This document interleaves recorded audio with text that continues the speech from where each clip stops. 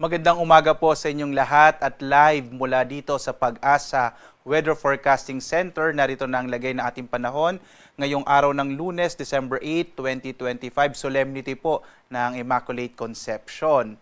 At ngayon nga sa ating latest satellite images makikita po natin itong low pressure area, ito yung bagyong Wilma. Kahapon ay humina at naging isang low pressure area na lamang ang bagyong Wilma. At base sa datos natin, ito pong orange, ibig sabihin medium chance na lamang or medium po yung posibilidad na ito ay maging bagyo. Kung magiging bagyo ito in the next 24 to 48 hours. Pero base po sa mga datos natin, mas malaki yung posibilidad na tuluyan pong malulusaw na itong low pressure area na ito. So patuloy po natin itong i-monitor. Samantala, patuloy pa rin ang pag-iral ng shear line at ng northeast monsoon. At ito magdadala ng mga pag-ulan sa malaking bahagi ng Luzon, lalong-lalo na dito sa may eastern section ng northern northern, central hanggang southern Luzon. Samantala po, itong low pressure area natin na huling namatan dito sa may katubigan malapit sa may bahagi ng Colasi sa Antique, inaasahan natin magdadala ng mga pag-ulan sa Mimaropa at sa Western Visayas. Mapapansin naman natin, malaking bahagi ng Visayas at Mindanao walang masyadong kaulapan, kaya maaasahan natin or inaasahan natin na maaliwalas sa magiging panahon ngayon sa malaking bahagi ng Visayas at Mindanao, maliban na lamang sa mga localized thunderstorms.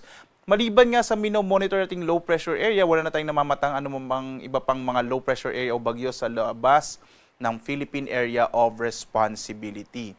At ngayong araw nga dito sa Luzon, inaasahan po natin ang mga pag-ulan sa malaking bahagi ng silangang bahagi ng Luzon mula po sa Cagayan Valley Region, kasama yung Aurora, Quezon, gayon din itong Bicol Region at yung area ng Mindoro. Ito po ay dulot ng epekto ng shear line, gayon din itong low pressure area na ating minomonitor. Samantala, ang northeast monsoon o amihan ay magdadala rin ng mga pag-ulan sa malaking bahagi naman ng Central Luzon, kasama yung nalalabing bahagi ng Calabarzon, maging ang Metro Manila at Batanes. Sa malaking bahagi ng Luzon ngayon, mag-ingat pa rin sa mga posibilidad ng mga biglaang pagbaha, mga flash floods at pagguho ng lupa or landslide dulot nga ng mga pag-ulan na nararanasan natin dulot ng shear line, ng northeast monsoon at ng low pressure area. Ang malaking bahagi naman ng Ilocos Region ngayong araw ay makararanas ng mas maliwalas na panahon maliban sa mga pulupulong maihinang pag-ulan dulot ng hanging amihan. Agwat ang temperatura sa Lawag, nasa 21 to 30 degrees Celsius. Sa Baguio naman, 13 to 24 degrees Celsius. Sa Kamaynilaan, nasa 24 to 29 degrees Celsius. Sa Tagaytay, 21 to 28 degrees Celsius. Sa Tuguegarao, nasa 22 to 26 degrees Celsius. Habang sa Legazpi, nasa 24 to 28 degrees Celsius. Base sa mga datos natin, magpapatuloy yung epekto ng hanging amihan ngayong linggo. Kaya asahan natin sa malaking bahagi ng Luzon, lalong-lalo na sa Northern and Central Luzon, kasama yung Metro Manila, mas malamig na panahon yung mararanasan natin sa linggong ito. Samantala, dito naman sa Palawan, inaasahan natin ang malaking posibilidad ng mga pag-ulan. Dulot yan ng low pressure area na nandito nga sa may bahagi ng Western Visayas. Agwat ang temperatura sa Calayan Islands, 24 to 29 degrees Celsius. Sa Puerto Princesa, 25 to 32 degrees Celsius. Samantala naman, asahan natin ang mga pag-ulan sa Western Visayas dulot ng low pressure area, habang ang malaking bahagi ng Kabisayaan makararanas naman ng mga localized thunderstorms. Agwat ang temperatura sa Iloilo, nasa 25 to 28 degrees Celsius. Sa Cebu naman, 25 to 30 degrees Celsius. Habang sa Tacloban, 25 to 31 degrees Celsius.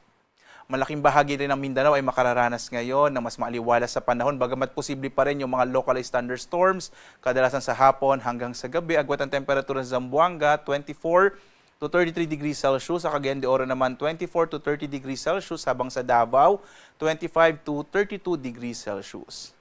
At ngayong alas 5 nga na umaga ay nag-issue po tayo ng weather advisory. Ito inaasahan natin na malalakas sa mga pag-ulang maaring maranasan sa susunod na hanggang 3 araw. So today po, asahan natin ang malalakas sa mga pag-ulan pa rin sa malaking bahagi ng Cagayan Valley Region, kasama may Aurora, Quezon at gayon din dito sa may Oriental Mindoro. Ito po ay dulot ng low pressure area at ng shear line na nakakapekto dito sa Luzon. Ito po yung mga lugar na maging alerto po, no, sa mga posibilidad nga ng malalakas sa mga pag-ulan na maaaring magdulot ng mga flash floods and landslides. Pagdating ng araw po ng Martes, bukas, magpapatuloy yung mga pag-ulan, lalong-lalo na dito sa may area ng Cagayan Valley Region at Cordillera. Mag-ingat po kayo dahil tuloy-tuloy po itong mga pag-ulan na to. Ito ay dulot pa rin ng shear line na magpapatuloy hanggang araw ng Miyerkules, December 10 po. So dahil sa inaasahan natin na malalakas sa mga pag-ulan dito sa may eastern section ng Northern Luzon kasama ang Cordillera, ay kailangan po maging alerto itong mga kababayan natin sa bahaging ito ng ating bansa, ng Luzon, lalo't posible nga yung mga landslides and flash floods.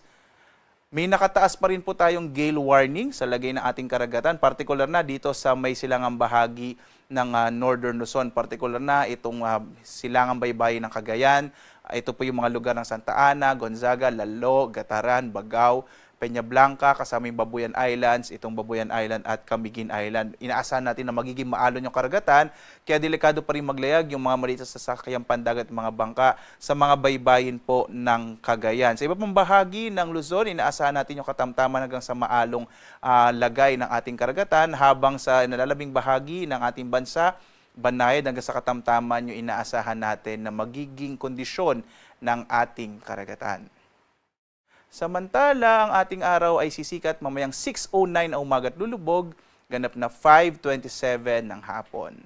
At muli po, sundan tayo sa ating iba't ibang mga social media platforms, sa X, sa Facebook at YouTube, at sa dalawang websites ng Pag-asa. Una po yung pag-asa.doc.gov.ph at dito sa panahon.gov.ph, kung saan makikita nyo real-time at nakamapa sa ating bansa ang mga ini-issue natin ng mga weather information po, particular na mga rainfall advisories, kasama yung thunderstorm advisories, heavy rainfall warning at flood advisories sa buong bansa. Real time po yan, kaya bumisita po kayo sa panahon.gov.ph. At live na nagbibigay update mula dito sa Pag-asa Weather Forecasting Center. Ako naman si Obet Badrina. Maghanda po tayo lagi para sa ligtas na Pilipinas. Muli po, maligayang kapistahan ng Immaculada Concepcion sa lahat ng mga Katoliko sa buong bansa. Maraming salamat po at God bless sa inyo.